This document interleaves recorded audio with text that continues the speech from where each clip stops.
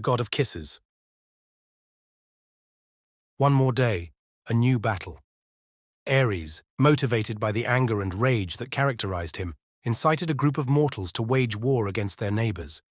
On the other hand, his half-sister Athena, with her usual wisdom and intelligence, had taken the opposing side under her protection to prevent Ares from carrying out a massacre.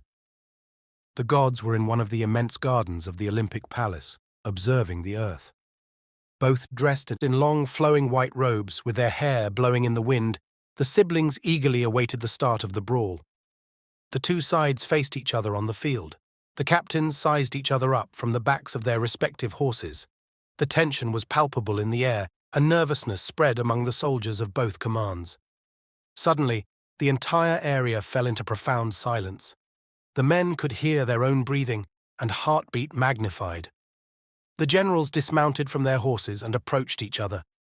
Ares and Athena exchanged glances of challenge.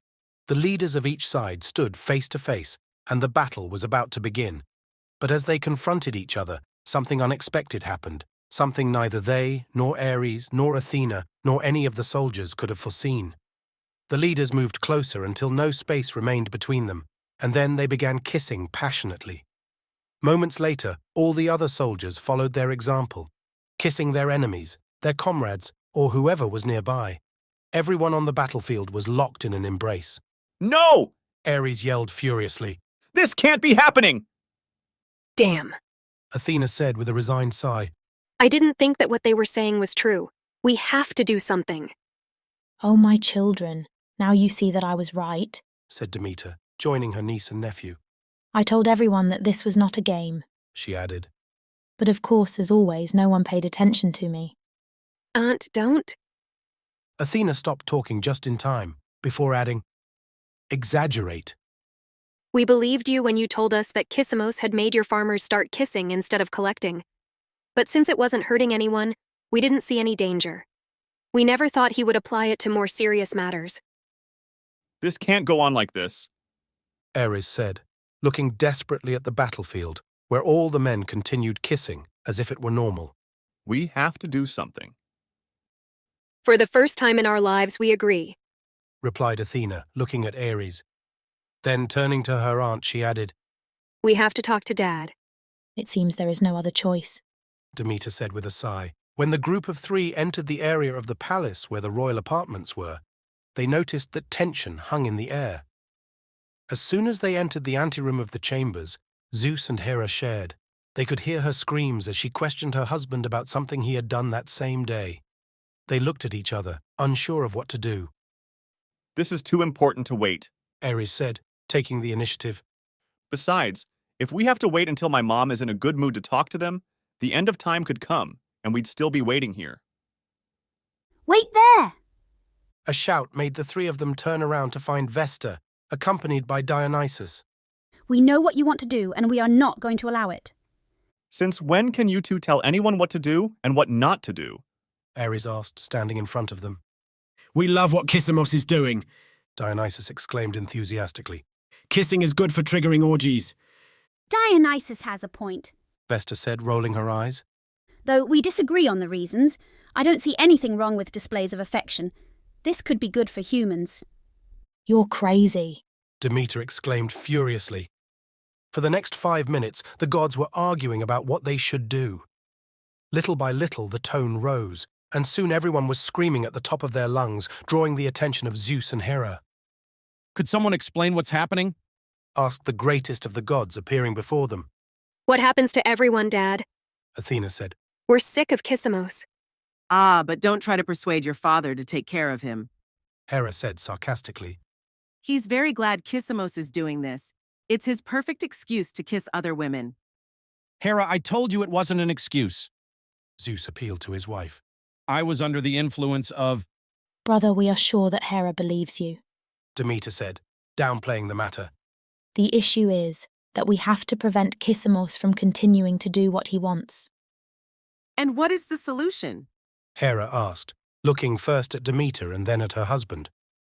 All this is happening because Kissamos wants to be admitted as an Olympic god.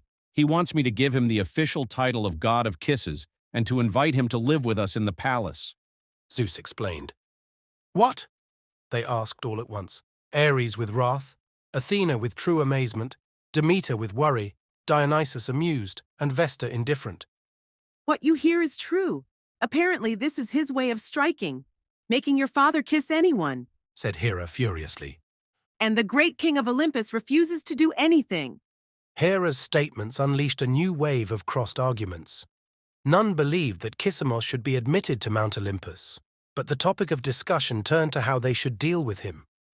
Some believed it was best to act against him, others voted to let him be until he got tired, and Dionysus was convinced they should organize a party in his honor. Standing there, Zeus thought his day had started badly. Part of the morning had been spent courting a lake nymph, who turned out to have horribly bad frog breath. He had just discovered this disgusting fact when his hot-tempered wife caught him in the act. Complaints against Kissamos were continuing to mount, and, as always, everyone looked to him for a decision. Again, the voices of the gods rose in tone as the discussion escalated. Zeus felt immense heat building inside his head as his ears began to ring. With her usual coldness, Hera presented her arguments, which clashed with Athena's harsh logic, who, despite being on her side, couldn't help but oppose her stepmother. Vesta vehemently insisted that it wasn't that serious, which only made Demeter angrier and more dramatic. Dionysus mimicked the others, exchanging arguments, while Ares roared above everyone's voices. The palace on Olympus was as vast as the sky itself, but it seemed to be shrinking, and Zeus felt a powerful sense of claustrophobia. Heat coursed through his body, and the voices of the other gods felt like oppressive hands squeezing his head. He knew he had to make a decision before they drove him mad, but he had no idea how to proceed. As the voices continued to pester him, Zeus turned his gaze for an instant to the earth. Down there, walking through a sea of people kissing, was the insolent Kissamos. Pleased with himself and wearing a defiant expression, he glanced up at the Olympic palace and blew Zeus a kiss. This provocation was the straw that broke the camel's back. Divinities and semi-divinities were eccentric creatures who always insisted on getting their way. Zeus's entire family consisted of such beings, a fact he was well accustomed to. But to disrespect him like that? Zeus, of all gods? The king of kings? The god of gods? The pressure that had been building in his skull exploded at last, and with a piercing scream, he hurled a bolt of lightning toward the earth, splitting Kissamos in two. A clap of thunder accompanied the lightning, making the room fall silent. The gods exchanged uncertain glances, unsure of what to do. Eventually they decided there was nothing to say and left the room one by one, leaving Zeus alone to contemplate what he had done. Zeus knew it hadn't been the right response. As a leader, he needed to set an example and behave in a more measured way. However, Kissamos had brought it on himself. He deserved it. Due to his semi-divine nature, Kissamos had survived, but Zeus knew this wasn't over. The real question was how Hades would manage an underworld full of kissing souls. Smiling for the first time that day, Zeus figured it was only a matter of time until he got his answer.